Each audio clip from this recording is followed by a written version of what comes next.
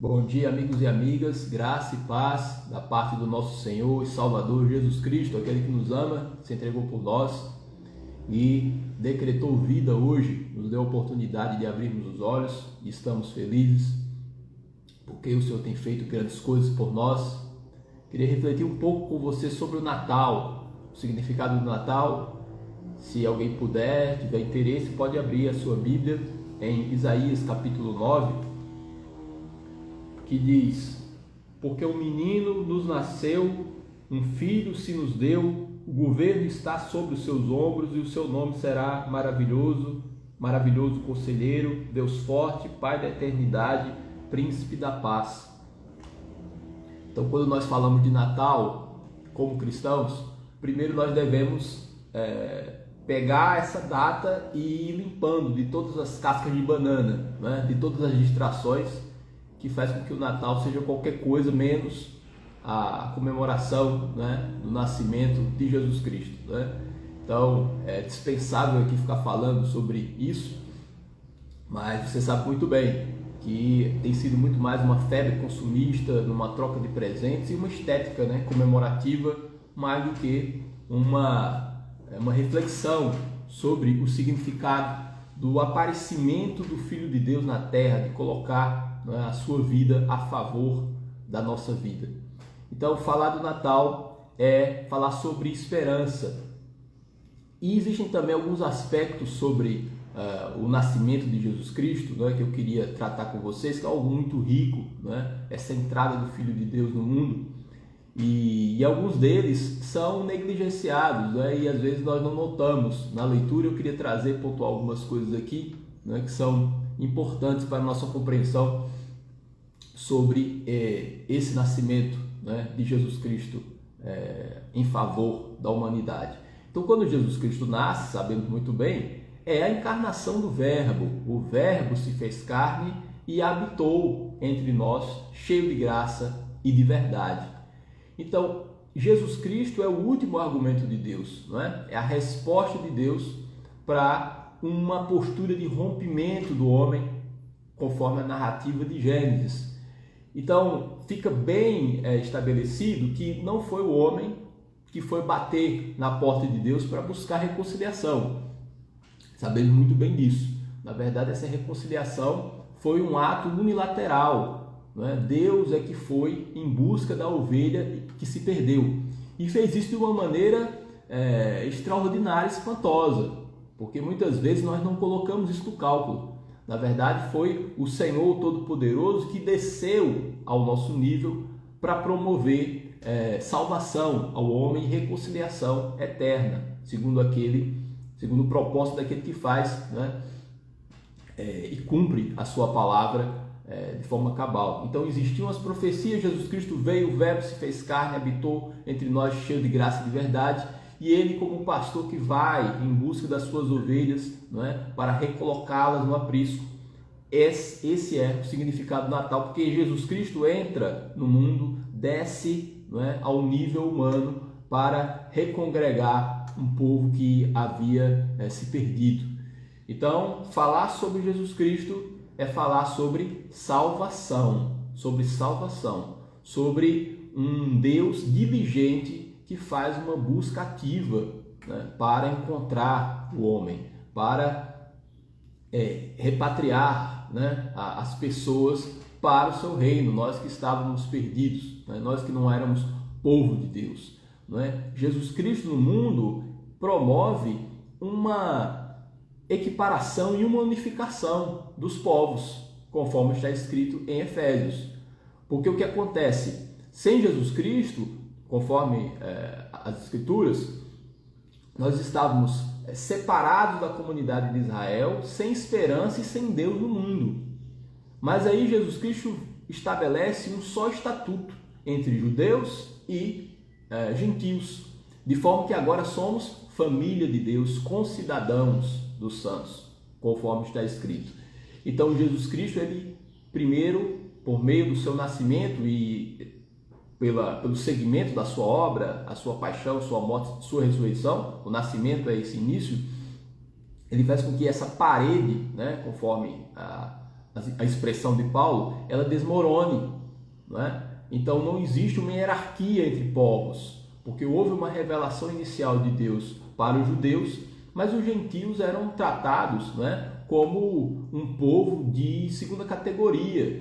Você que é um leitor do Antigo Testamento percebe, não é, esse olhar do judeu, né, voltado para os gentios, não é muito discriminatório, é um povo inferior, não é, porque Deus revelou os judeus. Mas em Jesus Cristo isso desaba, porque aí ele promove a unificação desses povos. Por isso que também não faz sentido termos um excesso de deferência, não é? E dar um significado especial pelo fato de alguém ser judeu e se converter, como o pastor Horácio sempre pontua, não é? Então existe um povo só, não é? Todos nós estávamos desgarrados como ovelhas, não existe um justo nenhum sequer, e aí ele, nessa obra, né, salvadora maravilhosa, abrange e abraça todos esses povos e faz com que não exista mais nenhuma distinção entre nós. Jesus Cristo, com seu nascimento, promove isso, porque também está escrito que ele se tornou luz para os gentios, luz para os gentios.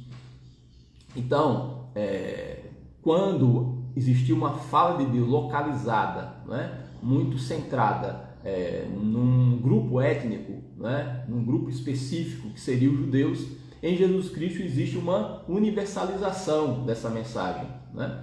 E aí nós nos tornamos responsáveis de sermos testemunhas de Jesus para levar essa palavra para todas as pessoas, porque agora ela não é mais exclusiva a um povo, né? Não existe um grupo de pessoas que são proprietárias dessa palavra, dessa revelação, porque ela foi revelada ao mundo. É a luz que, vindo ao mundo, ilumina todo mundo. Eu sou a luz do mundo. Quem me segue não andará em trevas. Então é a luz de todos, disponível a todos. Então, com o nascimento de Jesus Cristo, inicia, né, por assim dizer, uma democratização da luz, né, da revelação de Deus, porque todos os povos são alcançados e estão em pé de igualdade aos olhos do Senhor, porque um filho nos nasceu, um filho se nos deu, o governo está sobre seus ombros e o seu nome é Maravilhoso Conselheiro, porque ele nos legou o Espírito Santo, e o Espírito Santo nos aconselha, guia os nossos passos, né, no caminho da retidão. Ele é o Pai da eternidade, ele é o Príncipe da paz, porque ele também nos legou a sua paz, né, nos deu a possibilidade de, diante de tantas circunstâncias desfavoráveis, ainda, né, gozar de paz, e uma paz que o mundo não pode receber. E esse é o maior capital, né, num mundo tão conturbado como o nosso, né, ter paz, né, apesar do mar revolto, né, e de todas as oposições, né, que podemos enfrentar, né, no mundo em que o diabo acaba sendo o príncipe, conforme está escrito. Mas ainda assim Jesus Cristo fala: vocês terão como base a minha paz vos dou. Porque um filho foi dado à humanidade, né? O filho do homem que nasceu para que eu e você agora estivéssemos unificados também como judeus, não havendo hierarquia entre povos, derrubando o muro de separação, tornando universal essa salvação e fazendo com que cada ser humano, só pelo fato de ser humano, ser potencialmente filho de Deus, bastando que creia na mensagem e se entregue, não é, a essa graciosa salvação que foi dada gratuitamente e que foi fechado num ciclo profético em favor da humanidade, porque Deus não esqueceu do homem, não é? O propósito de Deus não foi enterrado ali no Éden, não é? Deus ainda teve compaixão de nós e nos trouxe, né, o seu último argumento, porque é o Filho de Deus, não é? Como a parábola dos lavradores maus, não é? Ele vai e manda um comissário, né? Depois mais outro, por fim manda o seu filho, né? E aí matam o filho. Mas apesar disso, o Senhor não nos permitiu vivermos sem esperança, sem luz no mundo, porque Jesus Cristo veio, né? E ele, como realidade, mais que uma data comemorativa, é uma realidade nas nossas vidas e nos nossos corações né, para todo aquele que crê. Além disso, queria destacar que o nascimento de Jesus, ele também fala muito de um cumprimento profético, né? E um cumprimento profético extraordinário, porque se você se recorda das passagens sobre o nascimento de Jesus, lembre-se que Jesus só nasceu em Belém porque nos últimos dias, né, da gestação de Maria, existia um imperador chamado César Augusto que decretou o recenseamento, determinando que cada um que é procedente de uma região volte para a região para fazer o recenseamento, né, e que fosse contabilizado, né, o número de pessoas sob o domínio do Império Romano, né, em especial ali na região da Judéia. E aí José, né, com a sua esposa grávida, vai a Belém. Então veja que não existe da parte de José, que era o líder da família, propriamente uma preocupação em pegar as escrituras e falar como é que a gente resolve esse problema, porque nós estamos aqui em Nazaré e está escrito que a criança nasceu em Belém, né, de acordo com a profecia. Então eu vou lá para cumprir a profecia. Então isso não aconteceu. A profecia, né, e a palavra de Deus se cumpriu de uma maneira cabal por meio, né, de uma atitude de um ímpio que sequer conhecia a palavra de Deus, né? E isso é muito impressionante, porque tantas vezes o Senhor faz assim, né? A maneira de Deus cumprir a sua palavra, né? Embora eu e você possamos ter uma participação ativa também, né, na obediência e na espera, enquanto Deus faz aquilo que está no seu coração e a sua vontade soberana se consuma, também é verdade que muitas vezes essa palavra se cumpre sem que eu e você tenhamos que nos descabelar. Porque se Deus falou, a fala de Deus é certeza de concretização, não é? Apenas as promessas humanas é que elas estão contingenciadas por vários fatores.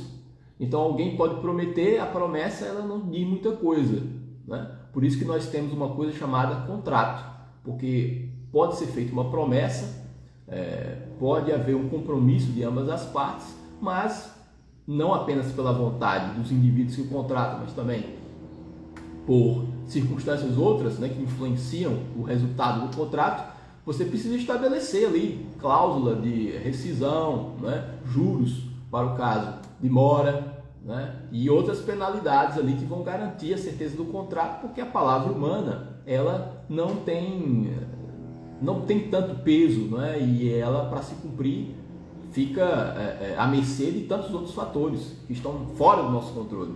Mas com Deus é diferente. Então, o falar de Deus e a sua promessa é uma garantia absoluta de cumprimento. Então, veio o ímpio e decretou que deveria ser feito o recenseamento, e isso aconteceu, né, nos dias dos últimos dias de gestação de Maria, e aí se cumpriu a promessa. Então, se é assim na história, também é na minha história e na sua história, né? O que o Senhor disse a nosso respeito, a sua boa palavra, vai cumprir integralmente. Por isso não precisamos nos desesperar, porque o Senhor, a seu tempo, a seu modo, vai realizar, né, o que Ele mesmo prometeu em nosso favor, né? Outra coisa também que me chama a atenção, e é uma das minhas passagens preferidas, né, é aquele encontro de Simeão com Jesus. Existia um homem em Israel que sonhava em ver o Cristo. Ele conhecia as profecias do Antigo Testamento, da nossa perspectiva, né? Porque para o judeu é a palavra de Deus, a Torá, né? Então não existe o Antigo e o Novo para um judeu. Então ele conhecia, né, as profecias e sabia, né, que o Cristo viria como a luz, né, para Israel, que ia libertar o povo dos seus inimigos. E ele tinha um sonho que ele encontrasse com Jesus Cristo. E ele, movido pelo Espírito Santo, foi levado ao templo, e aí viu aquele menino, colocou nos braços, e ele falou: Senhor, agora pode despedir em paz o teu servo, porque eu já vi a tua salvação. Aqui está o Cristo no meu colo. E isso me chama a atenção, porque durante todo o ministério de Jesus Cristo, as pessoas procuravam a Cristo, né, e legitimamente, por causa das suas necessidades, né? Então, Jesus Cristo ele arrastava as multidões e aglutinava, né, um número enorme de pessoas, porque as pessoas eram movidas pela sua própria dor, e existia um homem ali que era capaz de aplacar o seu sofrimento. E o próprio Cristo, sem nenhuma, não impunha nenhuma barreira entre o povão e ele mesmo. Ele dizia: vinde a mim, os que estão cansados e sobrecarregados. Então ele não apenas recebia, como chamava para que as pessoas chegassem mais e mais, né? E aí aquela aglomeração toda, como você sabe. Mas Jesus atendia as necessidades da pessoa. Agora, o caso de Simeão é interessante, porque ele não foi em busca de Cristo por uma necessidade. Ele foi simplesmente porque queria, né, desfrutar do privilégio de conhecer a Cristo, né? E esse deveria ser um sentimento constante no nosso coração. A busca por Cristo, a busca por Deus, pelo Senhor, nosso Salvador, pelo simples fato de desfrutar da sua companhia, de conhecê-lo, né, de estar próximo dele. Então, que o Espírito Santo faça isso em nós, como fez e moveu Simeão até o templo e encontrou Cristo Jesus, né? E ele colocou o Cristo nos braços, mas ainda deu um recado para Maria, dizendo que uma espada, né, ela atravessaria a sua alma, falando que ela presenciaria, né, o sofrimento de Cristo quando ela estaria ali perto da cruz, enquanto Jesus era supliciado por uma morte tão brutal. Então ele fala isso: olha, esse menino ele é destinado tanto para o levantamento de muitos como para a ruína de muitos.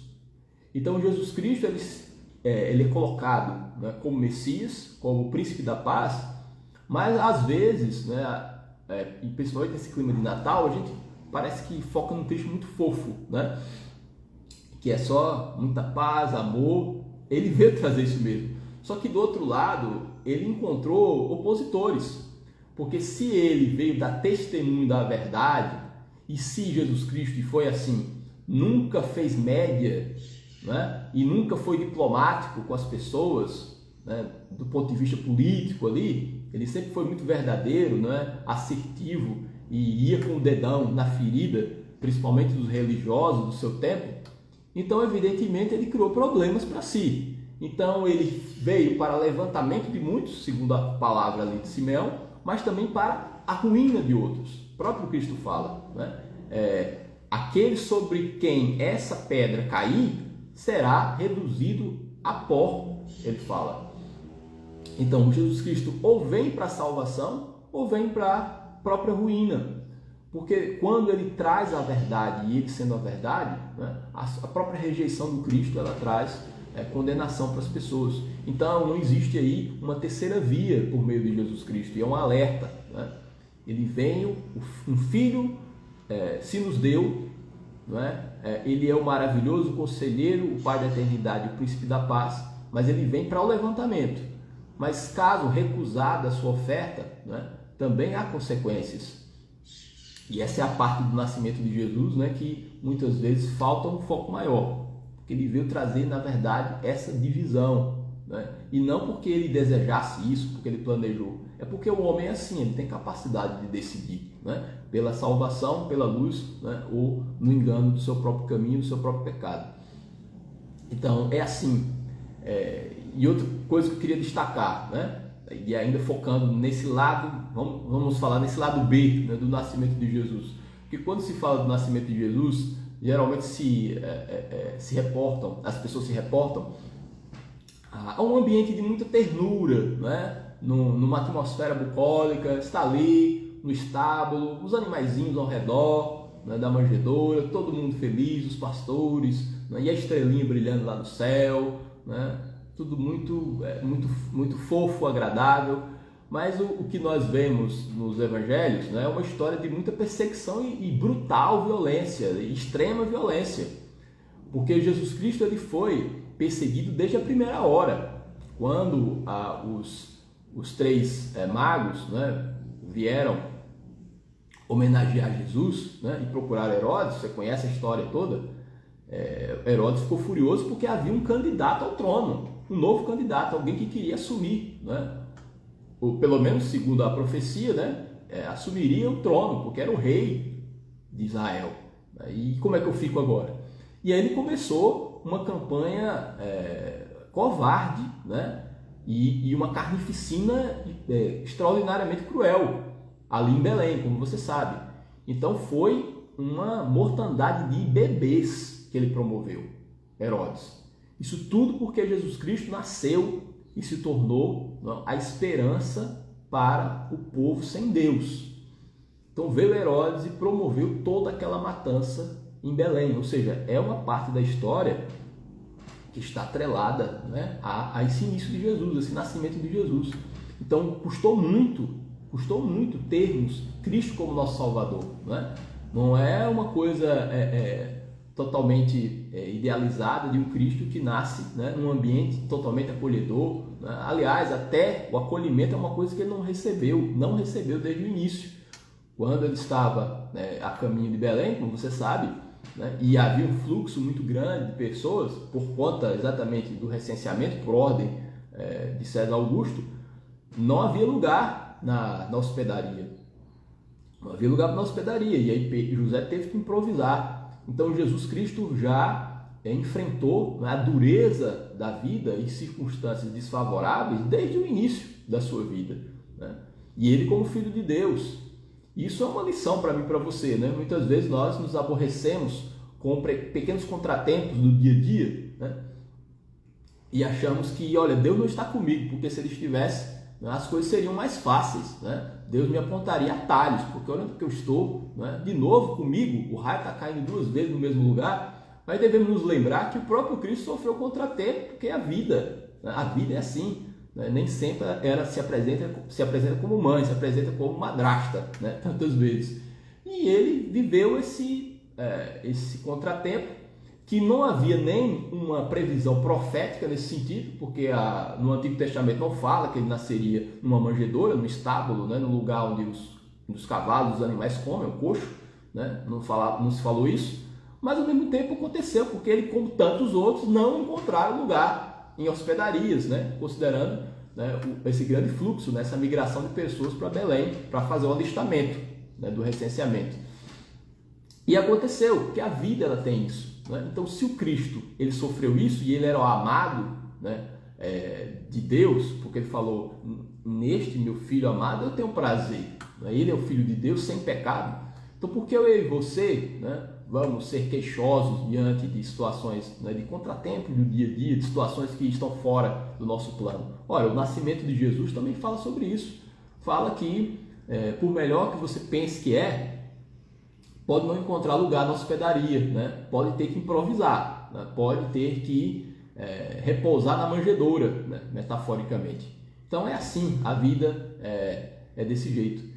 Então o nascimento de Jesus ele tem toda essa ideia de que na vida real as coisas nem sempre correm de acordo com o nosso cálculo, né? Que Jesus Cristo veio ao mundo, mas cercado num ambiente de profunda hostilidade, em que muitas crianças inocentes foram assassinadas para que essa profecia se cumprisse, né?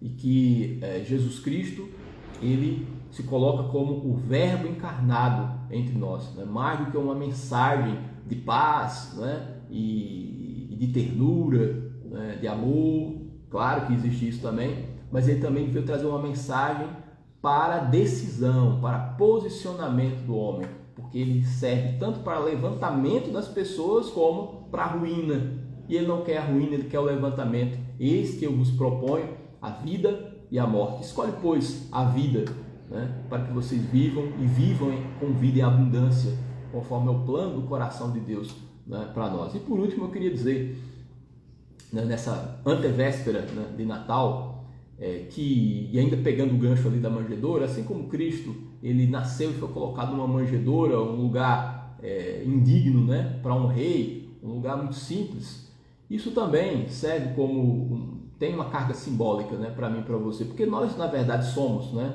uma manjedoura, nós somos esse estábulo, esse lugar indigno, mas está escrito que ele, né, veio morar em vasos de barro, né, para que a excelência do poder esteja em Deus e não em nós, conforme está escrito, né, pelo apóstolo Paulo. Então ele veio para mim e para você.